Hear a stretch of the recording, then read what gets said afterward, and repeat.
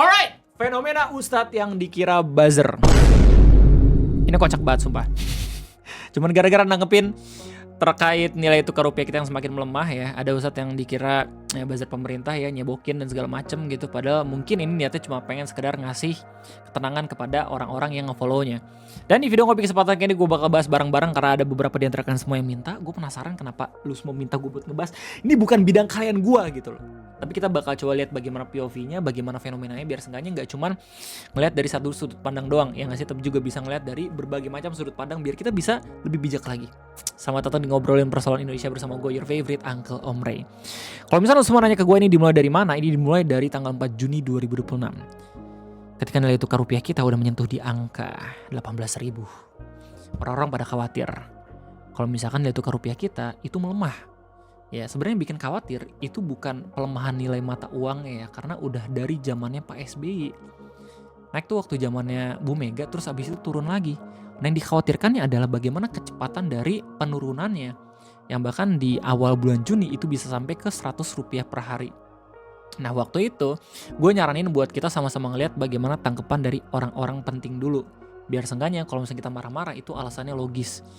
Kita lihat bagaimana tangkepan dari Pak Purbaya, kita ngeliat tanggapan dari bagaimana perwakilan Bank Indonesia, bahkan kita semua bisa ngeliat bagaimana tanggapan dari ekonom-ekonom terkait bagaimana kondisi negara kita tercinta gitu loh.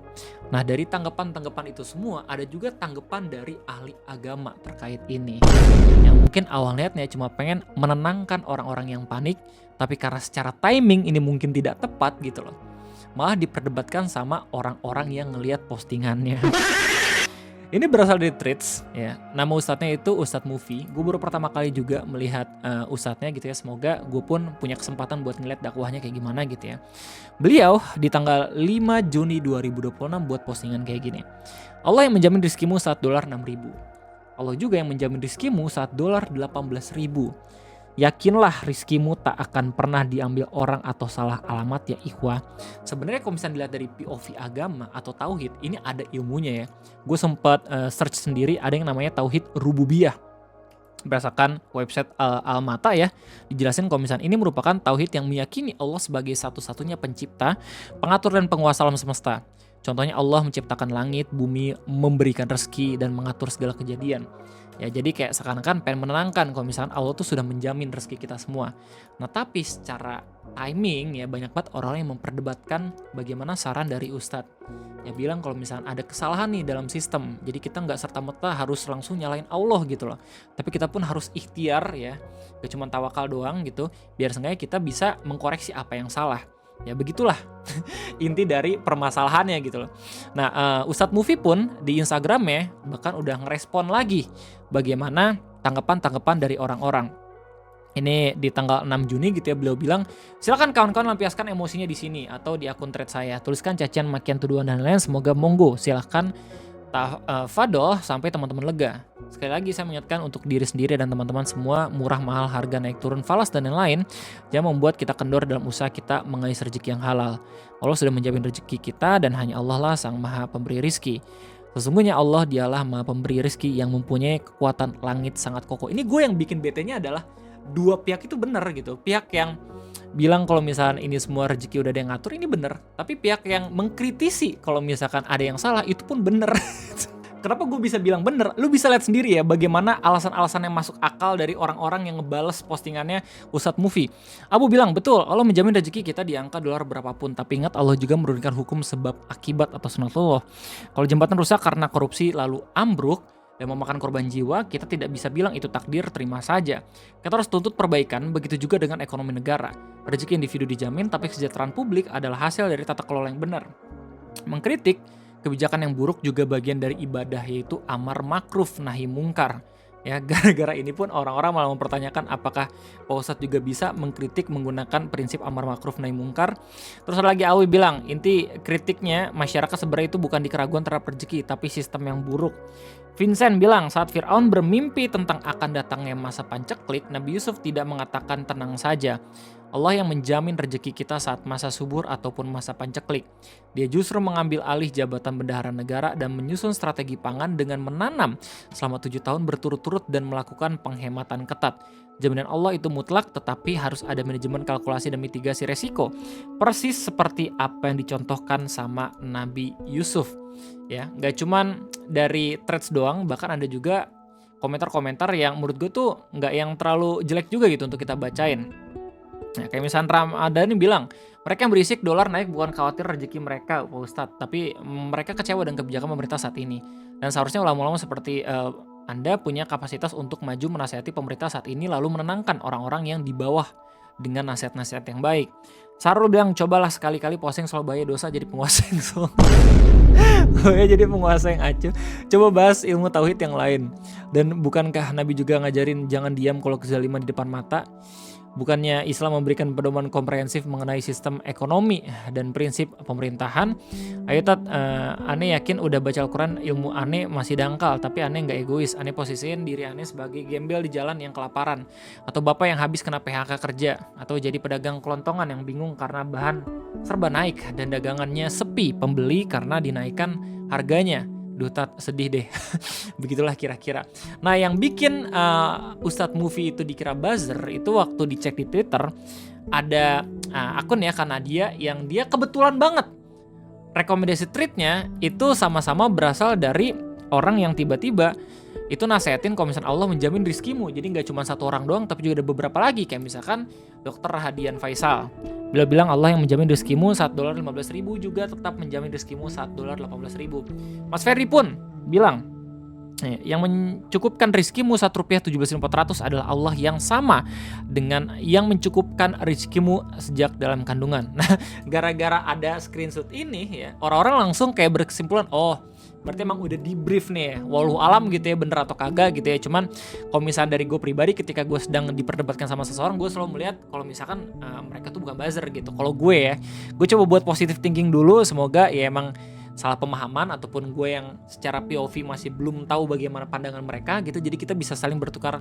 pikiran kayak gitu. Tapi yang sangat amat disayangkannya, yang mengeneralisir itu bukan orang yang memperdebatkan postingannya Pak Ustadz aja, tapi lewat klarifikasi Pak Ustadz yang terbaru pun ya, beliau bahkan bilang kalau misalkan ya orang-orang yang komentar itu berisi cacian, makian, tuduhan. Padahal ada juga beberapa komentar-komentar yang masuk akal juga, yang mungkin bisa saling berdiskusi satu sama lain. Ini semakin kocak lagi setelah lu lihat beberapa komentar-komentar orang gitu ya, dari Santai Aja Bang yang dia buat caption, ini jawaban beliau pas gue tanya balik, repeat terakhirnya cuma begini. Jadi ada yang nanya ya, insya Allah yang antum ucapkan benar Tat. Lalu apakah kita akan diam ketika orang yang tidak sepantasnya memimpin merusak negeri yang kita cintai ini? Allah memang sudah atur segalanya, tapi kita pun disuruh berjuang demi iman dan negara. Dan juga Nabi Muhammad berjuang keras, tidak hanya berdoa, namun beliau bergerak dan beraksi. Ketika manusia yang maksum saja berdiri, apakah kita tidak malu apabila diam saja? Ustadznya bilang yang milih beliau 50% orang Indo, hehehe. Ini ngebuat orang-orang makin jengkel lagi dengan bagaimana respon dari Pak Ustadznya. Ada juga kayak beliau bilang yang kasih rezeki kita Allah, dolar 2.000, 20.000, ada uang atau nggak ada, yang maha memberi rezeki adalah Allah. Percayalah kamu bisa, berusaha yang gigih dan tangguh, banyak-banyak berdoa dan beristighfar, dan yakinlah badai pasti berlalu. Iya kan, beginilah caranya orang berusaha ya, secara gigih dan juga tangguh gitu ya. Orang berusaha terus ya, banyak banget orang-orang miskin yang kurang secara hartanya pun udah berusaha sekeras mungkin itu jualan dari pagi sampai malam, ya nggak sih? Tapi nggak ada yang beli juga pada akhirnya. Karena apa? Karena kondisi ekonomi juga yang jadi calon pembeli sedang tidak baik-baik saja gitu loh. Di tweet sama di Instagram mungkin secara respon ya nggak yang terlalu emosi dibandingin di Twitter gitu loh. Bahkan di Instagram ada akun namanya Farzi Institute yang menjelaskan fenomena kenapa orang-orang memperdebatkan postingan dari Pak Ustadznya sendiri. Ya kita bisa lihat ya pelan-pelan, Allah yang menjamin rezekimu segala macam, kata Mas Farezi. Jadi nggak salah sebenarnya secara sisi teologis ya, karena rezeki memang benar dari Allah, hujan dari Allah, hidup mati sehat sakit itu semua dari kuasa Allah. Nah yang diperdebatkan kenapa orang bisa sampai ramai ini adalah ini semua muncul ketika kalimat yang benar secara iman dipakai untuk menutup pertanyaan ekonomi, sosial, dan politik ya gitu. Secara tidak langsung ya, kita nggak tahu sebenarnya Pak Ustadz waktu membuat postingan ini apakah benar secara spesifik ngomongin dolar atau kagak gitu, tapi secara tidak langsung ini benar-benar bisa menggesek korelasi antara bagaimana kondisi yang dirasakan sama masyarakat gitu loh. Pertanyaan metafisik, dari siapa semua ini berasal? Jawabannya dari Allah. Ada juga pertanyaan sebab akibat, lewat apa, bagaimana prosesnya, siapa terdampak. Jawaban seperti ini butuh pembacaan sebab, di mana hujan dari Allah tapi hujan tetap punya akses. Mengakui Allah tidak berarti menghapus mekanisme alam. Di mana rezeki dari Allah tapi ekonomi tetap punya proses, ya, mempengaruhi harga. Mengakui rezeki dari Allah tidak berarti menutup analisis ekonomi. Pertanyaan fisik tidak selesai dengan jawab metafisik. Motor mogok tetap tidak cukup dijawab semua atas izin Allah, tapi juga ada aki, busi, bensin, oli mesin yang rusak. Begitu juga dolar. Saat orang bertanya kenapa dolar naik, bikin hidup berat, itu pertanyaan ekonomi. Jawabannya harus bicara harga, impor, biaya produksi, dan masih banyak lagi.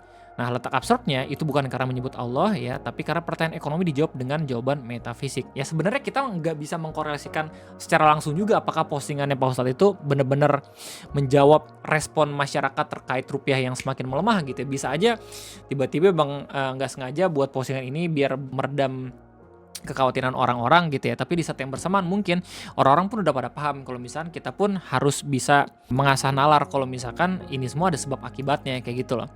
Mulai saudaranya begini, QE itu pertanyaan ekonomi, AM itu jawaban metafisik, yang dibutuhkan QE sama dengan AE, tapi yang terjadi QE sama dengan AM malah terbalik gitu ya. Maka hasil tidak nyambung gitu loh. Secara struktur logika ini absurd, jadi jawaban benar bisa jadi keliru ketika dipakai di tempat yang salah. Kunci rumah itu berguna, tapi kalau dipakai untuk menyalakan mobil, ya tidak nyambung, masalah alatnya tidak cocok. Tawakal juga begitu, ada seorang sahabat Nabi yang bertanya, apakah untaku dilepas saja lalu aku bertawakal kepada Allah? Nabi menjawab, ikatlah terlebih dahulu lalu bertawakal.